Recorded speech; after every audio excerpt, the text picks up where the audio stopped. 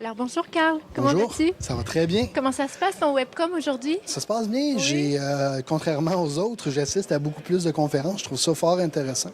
La conférence Facebook qui vient de se terminer, j'ai vu les premières minutes, c'était hyper intéressant. C'est un livre que je vais avoir le goût d'aller probablement de me chercher. Ça vient compléter ce que je sais déjà. En fait, ça vient réorganiser ce que je sais et me donner des notions de recherche ou des trucs à aller chercher pour, c'est ça, tu sais, dans un bouquin, et de juste dire, OK, oui, c'est vrai, ça. Ben, je regarde un bouquin au lieu de faire dans Google et de me perdre et de ne pas trouver exactement Ce que tu ce que je cherche. Des recherches comme ça, je trouve ça intéressant.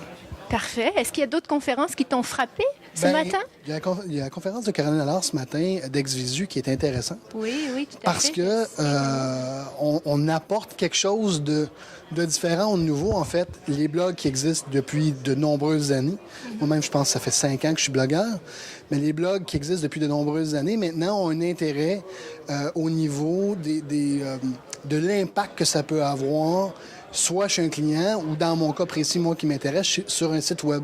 Tout à fait. Donc, L'influence qu'il peut avoir. effectivement, voilà. Oui. Donc, l'influence externe à tes utilisateurs. Oui. Je trouve ça hyper intéressant de voir qu'il y a moyen d'avoir un knowledge ou une connaissance ou une reconnaissance par rapport à ce que des gens qui connaissent ta marque, mais qui ne viennent pas chez vous nécessairement, pensent de ta marque ou mentionnent sur ta marque. Oui. Donc, ça peut aider à changer l'aspect ou changer la direction, changer où est-ce qu'on s'en va avec une marque ou avec un site par rapport à ce qu'on pense ou où est-ce qu'on irait. Et ça donne une influence un petit peu différente par rapport à ses propres sondages d'utilisateurs. Tu sais, on fait tous les sites ou toutes les marques font des brainstorming ou des sondages avec les utilisateurs. Oui. On le fait nous-mêmes chez Branchez-vous.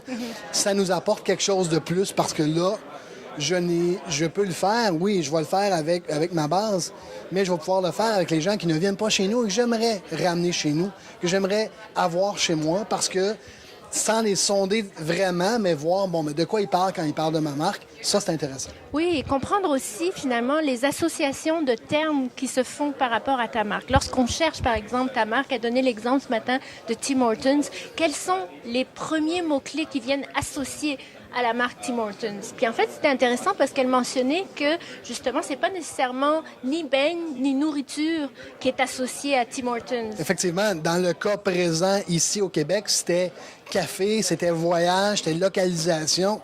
Dans le cas du Canada anglais, c'était beaucoup plus lieu. Donc, il est où mon prochain Tim Hortons? Il est où mon prochain café?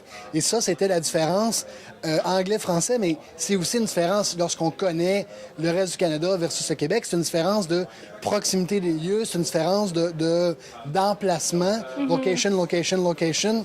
Donc, au Québec, il y a énormément de Tim Hortons dans les stations de service. Oui. Donc, lorsqu'on voyage, on peut s'arrêter pour prendre un café, prendre un beigne, prendre un petit snack.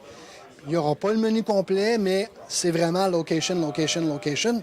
Et Tim Hortons, c'est pas Tim Hortons qui l'a compris, mais il y a quelqu'un qui l'a compris au Canada anglais parce qu'il y a une firme du Manitoba qui a développé sur iPhone le Timimi, donc le localisateur de Tim Hortons que j'utilise abondamment quand ma blonde veut un café, on est sur la route, on part le Timimi, OK, il est où le prochain Tim Hortons? Voici, c'est à cette sortie-là et on sait où est-ce qu'on s'en va. Oui, tout à fait, tout à fait. Alors dis-moi, quand tu regardes ce type d'analyse qui sont faits en termes de graphes lexicaux, comment tu vois cette complémentarité-là que ça peut apporter avec d'autres méthodes qu'on utilise au niveau de la recherche usagée de façon générale, Web Analytics, tests usagés? En fait, je pense que ça vient vraiment complémenter un peu la job que toi, tu fais, c'est-à-dire d'être capable de vraiment combler les vides ou combler les trous entre les utilisateurs qu'on connaît déjà et qu'on est capable d'analyser et les utilisateurs qu'on aimerait amener. Donc, c'est une espèce c'est comme les maillons de l'ADN, tu sais.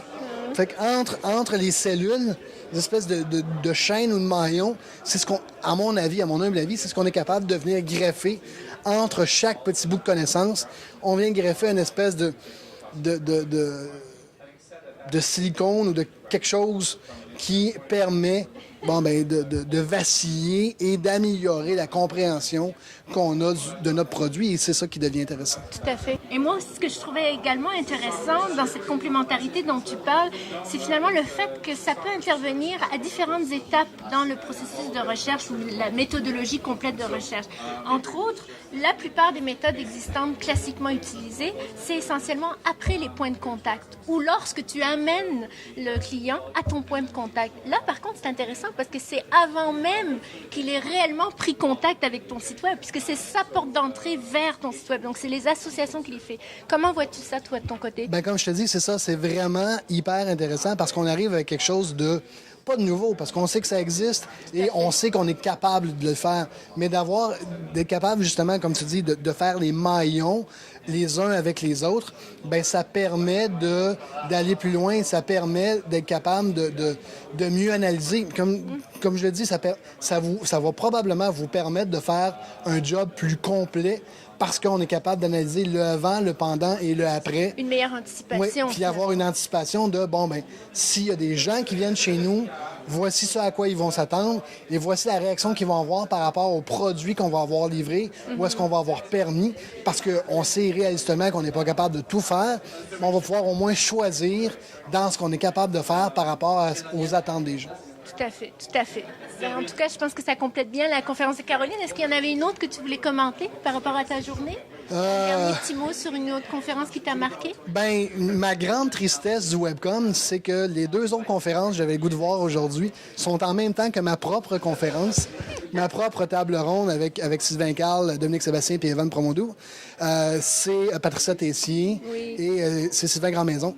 Je suis vraiment triste de ne pas pouvoir voir leurs conférences. J'espère que je vais pouvoir les voir par la suite sur Internet, que je vais avoir le temps et je vais prendre le temps de les voir. Mais non, c'est vraiment une belle journée. Il y a 525 personnes, je crois. Oui, fait que c'est un réel succès. C'est un record, c'est un réel succès et on est vraiment content. Excellent. Je te remercie beaucoup, Carl. À très bientôt. À très bientôt.